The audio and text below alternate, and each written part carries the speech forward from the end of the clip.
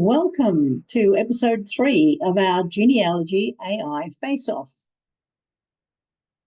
Today we're going to look at how Claude and Chat GPT can help genealogists organise events into meaningful timelines. Now, a well-constructed timeline can reveal patterns and connections that might otherwise remain hidden in your records. Today's prompt is here on my Google Doc, where I will record the responses. And it is create a detailed timeline of Thomas Hugh Savage's life, incorporating all major personal events and relevant historical context. I'm going to ask both AIs the same question and to see how they go. Today, I'm going to start with Claude. Let's have a look at how it responded. One of the first things that I noticed is a slight change in the way it's showing me the artifact, which is this portion here in my subscription-based Claude account. And that is this little image over here.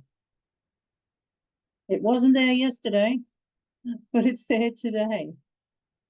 This is the artifact that it created when I asked it that same question. You can see up here.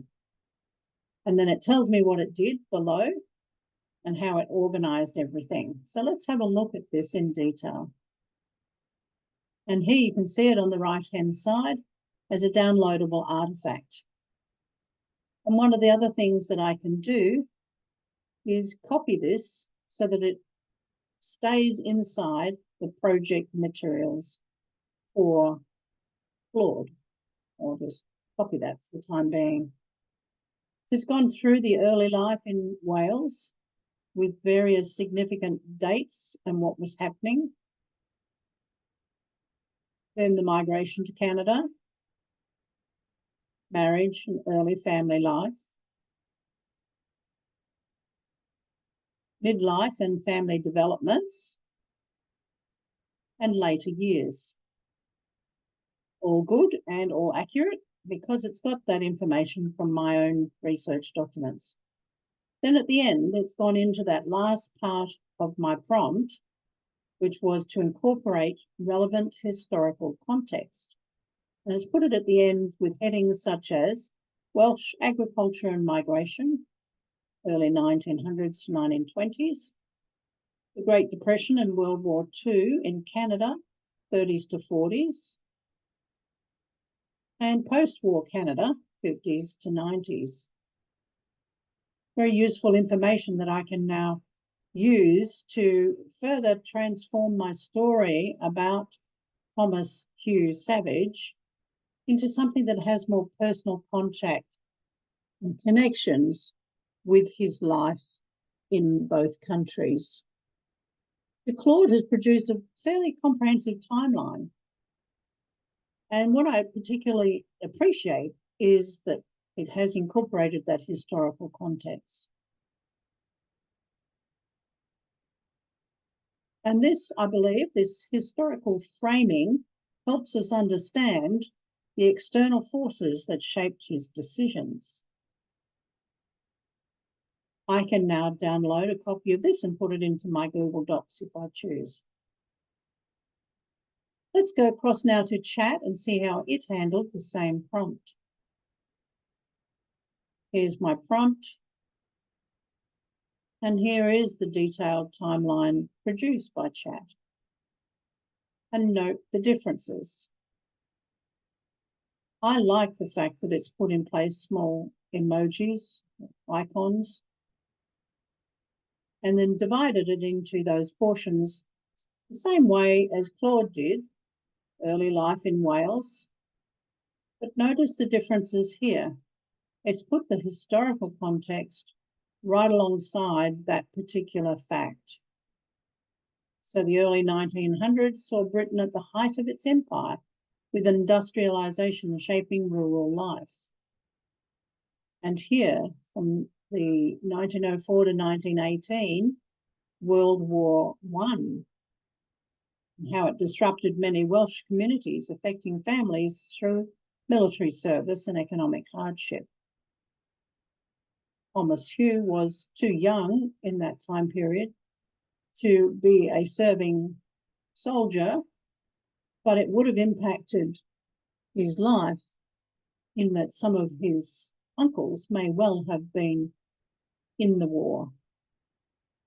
Then in 1918, when his mother drowned, looks at this interesting fact. The historical context is the influenza pandemic of 1918 was at its peak when Britain was emerging from the devastation of World War I. Is that an element that was pertinent to the fact that his mother took her own life? Further research required. And then it goes on to look at the migration and beginnings in Canada and the historical context involved there. British families emigrated post-World War I due to economic struggles and new opportunities abroad. For example, in the 1920s, Canada was welcoming British immigrants to boost its workforce, especially in construction, railways, and industry. And then in the 1930s, the Great Depression began in 1929, affecting employment opportunities in Canada, which would have influenced Thomas Hugh Savage's employment opportunities. Then in the 30s to 50s, historical context, again, this time Great Depression and World War II, and how it brought new labour demands. The birth of their daughter Martha May in 1937, the historical context there is talking about how in the late 1930s they were marked by pre-World War II tensions. Many immigrants sought stability in North America. And we did note, or at least I did in my research, the frequent trips that were taken by the family prior to World War II. Into the 1940s, the 50s, then later years and legacy. Historical context being threaded through all of those important dates for Thomas Hugh Savage. And a little summary at the end, which sums up that his life spanned 2 continents, witnessing World War I, the Great Depression, World War II, and Canada's post-war growth. All useful pieces to include in my story for Thomas. I like this response of the 2 much better. I find that it reads better and it has the historical context at each point in the timeline. So at this point, I'm thinking we've had a couple of challenges for the 2 tools. And so far, I think Claude has 2 votes and Chat has 1. But let's take this a little step further. We want to enhance the timeline with other important pieces of information.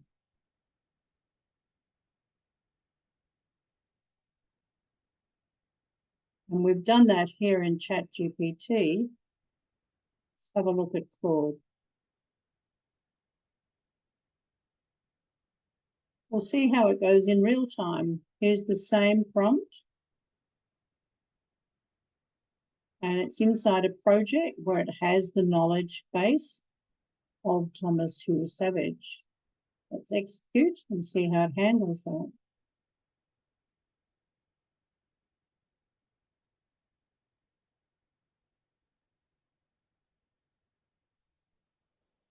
Once again, you see this new version popping up, and the document itself, the artifact, is growing on the right-hand side. It's much more in-depth than what was responded to by Chat GPT. A little more narrative in its style, although dot points are frequently used. And right at the end, it's including some key information about where we need further research under the heading of gaps and research suggestions. I think that's an important feature of any response that will help a genealogist to take the next step.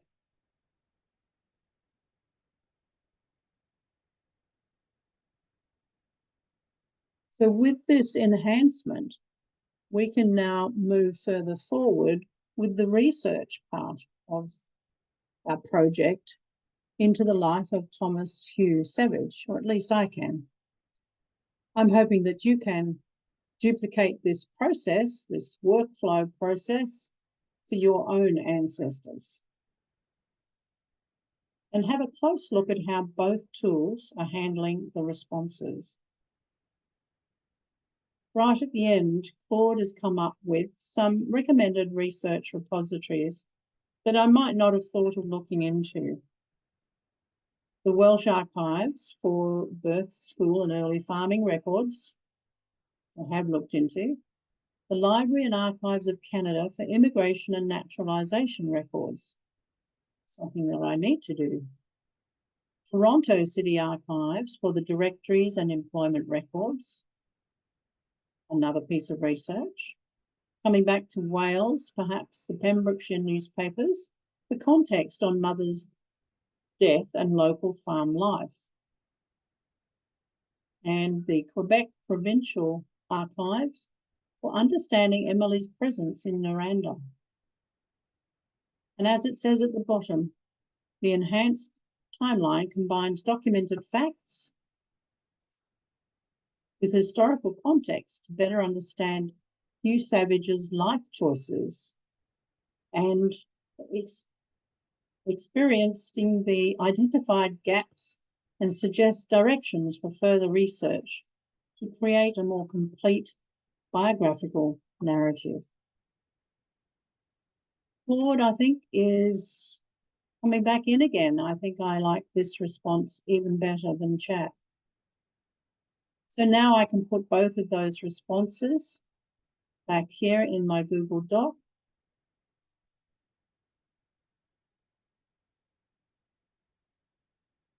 And here you see the beginning of that taking shape. And I can see things side by side and decide which one I like better. Take some from each, doesn't matter. What we're doing is just creating a process whereby we are building the story of our ancestor. So a timeline creation is a task where AI really shines. And it's helping us see the bigger picture of our ancestors' lives.